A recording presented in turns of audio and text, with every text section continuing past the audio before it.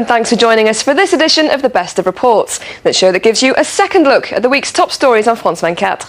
Today we're all aboard the train from Bosnian capital Sarajevo to Belgrade in Serbia, a journey crossing a part of the world divided by more than just borders. Then we'll be in Germany, asking why legions of Turkish immigrants are heading home. Finally, we'll head home to Paris to see why your old jewellery could be worth its weight in gold. But first to Afghanistan, a country that's long been plagued by the menace of landmines. It's thought that millions of them were left behind by Soviet soldiers in the 1980s, but in recent times it's Taliban insurgents who've been planting explosive devices. IEDs are one of their preferred ways of attacking coalition forces, but as our correspondent Mathieu Maban found out, it's local civilians who are bearing the brunt of the homemade bombs. This French soldier's patrol was just targeted by a remote-controlled roadside bomb. As we went round the corner, he must have had a clear view. He triggered it as we passed. They're trying to see if the bomb was set off by a wire and to see from where it was triggered. In the last 4 years, the number of landmines planted by insurgents has tripled. They are responsible for nearly 60% of deaths and injuries among coalition troops. But in Afghanistan, where war is fought in the midst of the civilian population, soldiers are not the only casualties. This is a 16-year-old boy who was injured by an explosive device. We had to amputate his left leg and part of his right hand. This is a common incident in this French military hospital in Kabul. The victims are almost always children, and the stories are depressingly similar. I found this thing in the back of my father's garden. I didn't know what it was. I looked at it and I grabbed it. I tapped it with my hand. But I don't remember what happened after that. In Afghanistan, the number of civilians falling victim to explosive devices is rising so quickly that it's difficult for these doctors to keep track of the amputations they perform. We do one amputation a week or every 2 weeks, but in Bagram they've already done 60 or 160 amputations this year. I don't remember the exact number, but it's huge. This morning, 7-year-old Iftikhar will lose his left arm. By the time his father took him to the hospital, it was too late. This boy was treated by a traditional healer using local practices. The bandage that the patient received was extremely tight, so tight in fact that his limb had no blood supply. Now it is completely dead. We tried to save it, but it was not possible.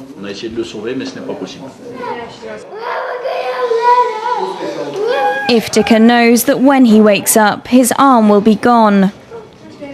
He'll join the 10,000 civilians already injured in the Afghan war.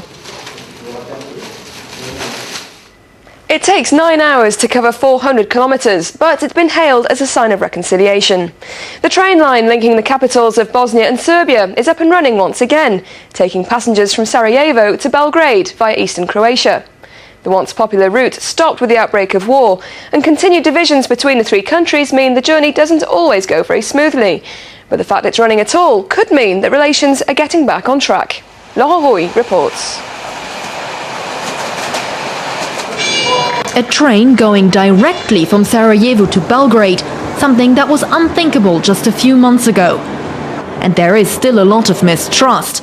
The train changes locomotive and personnel at every border crossing.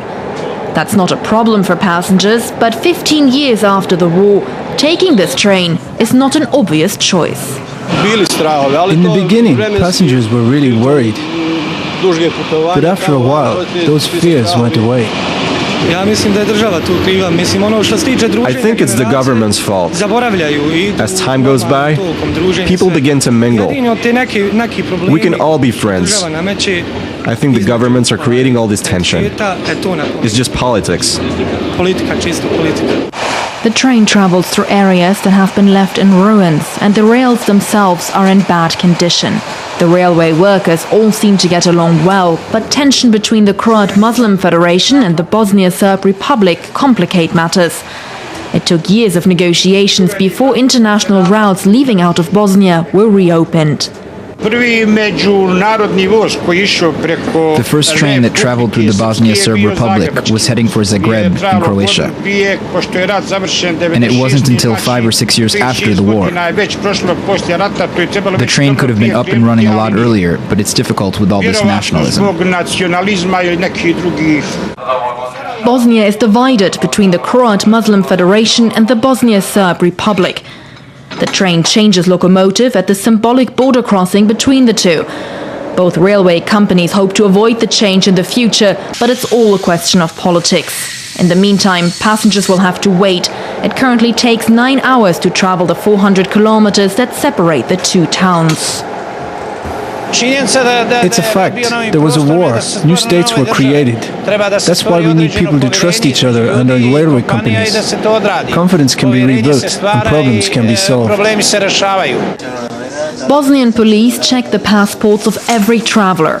Croatian authorities do the same. Then the locomotive has to be changed, followed by further passport controls and another locomotive change. The reason? The country remains divided.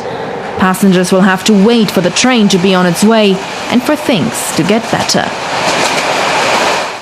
To Germany now, a country that for many years has had a large community of ethnic Turks. But more and more of them are starting to head back to Turkey, particularly amongst the younger generation. Many are graduates and feel fully integrated into German society, but it's in Turkey that they see a future for themselves. This report from our correspondents in Berlin and Istanbul, Anne Maillet and Asir Shihab. Yasmin grew up in Germany. She studied here and her family lives here too. But she's making plans to move to Turkey, where her family's roots are. I don't just have one native country, I have two, Turkey and Germany. Now the time's come to get to know the other one. Germany is witnessing a new trend. Young Germans of Turkish origin and young Turks who've grown up here are now choosing Turkey over Germany. One of the main reasons for leaving is the German job market and the sheer difficulty of getting work if you have the wrong name. I think I'll have more opportunities over there. Even though I was born and brought up in Germany and I'm no different to any other German, I still have problems when I apply for a job. Over 12% of graduates of Turkish origin are unemployed in Germany. That's 3 times more than native German graduates. So they're trying their luck in Turkey. They now add up to more than 35,000 a year. Halis took the plunge 2 years ago. He left Munich and headed for Istanbul. A self-taught web designer, he soon found a job and has clients across the globe. In Istanbul, you can reinvent yourself every day. You can try out different things. The country is growing. There are lots of young people. There's a different dynamic. In Germany, everything's already fixed in place. In Istanbul, the German-Turkish community is growing. The majority of them are second or third generation immigrants and got a good education in Germany. Halis first met Sibel in Istanbul. She now runs a cafe and says that in Turkey, their mixed identity is a real bonus. They appreciate the German aspects of her character. You can say, okay, I will be there at 9 o'clock and I'm there. Everybody knows that I will come. And that's a good point. Over the last 3 years, the numbers leaving Germany exceed the number trying to come here. That doesn't include immigrants with German passports. For the Turkish ambassador in Berlin, it's all the more reason for Europe to stop fretting over Turkish immigrants. This itself is one example which we are seeing. When things improve in this country, you will not see more laborers being exported, but more laborers being imported. It's a worrying trend for Germany. The job market is badly in need of more skilled workers. Now, if you didn't win the lottery this weekend, don't worry. You might already have a tidy sum of money hidden away in your jewellery box. The price of gold has gone up 5-fold in the past 10 years, largely because investors prefer the commodity in times of economic difficulty. With gold prices now reaching record highs, more and more people are digging out their old trinkets to sell on, and it's becoming a very lucrative business. France 24 journalist Christophe Donset found out more. Selling old souvenirs at a new bumper price. For Annie and thousands of other French people, the rise in the price of gold is a welcome development. With a touch of acid, the jewellery is authenticated, weighed, then an offer is made. How much does that come to? 850. Oh, that's good. 850 euros for 60 grams. The deal is struck. They're old pieces of jewellery that I don't want, that come from my mother or family, which have been at the bottom of the drawer for a very long time. So why keep them? I fancy buying some new jewellery. Reselling gold is a lucrative business, particularly online. Patrick Shine is one such web entrepreneur. There's no client in person, but there are sealed and signed for envelopes sent by individuals. Inside, jewellery. On average, 20 to 30 grams of gold per parcel. The authentication procedure is the same as in a shop, but the offer is made directly by email. So now we're going to send an offer straight away. It's 567 euros 32 cents minus 45 euros of tax, because there's an 8% tax to pay to the state. That makes a net price of 521 euros and 93 cents. A more attractive price than in the store, that's one of this businessman's selling points. The internet has two advantages. Firstly, there are fewer logistical costs, so we can offer our clients a better price. And secondly, the whole process has been simplified. We no longer buy and sell in a shop. We do it leisurely online. And we can make comparisons between different offers. For him, it's simple maths. More than half the precious metal stock is held privately, and all he has to do is look for it. And there's money to be made from old jewellery. It can be melted down by 1,000-degree heat and refined in a laboratory. The aim is to find pure gold. This can then be resold to jewellery sellers in the form of 1 kilogram ingots.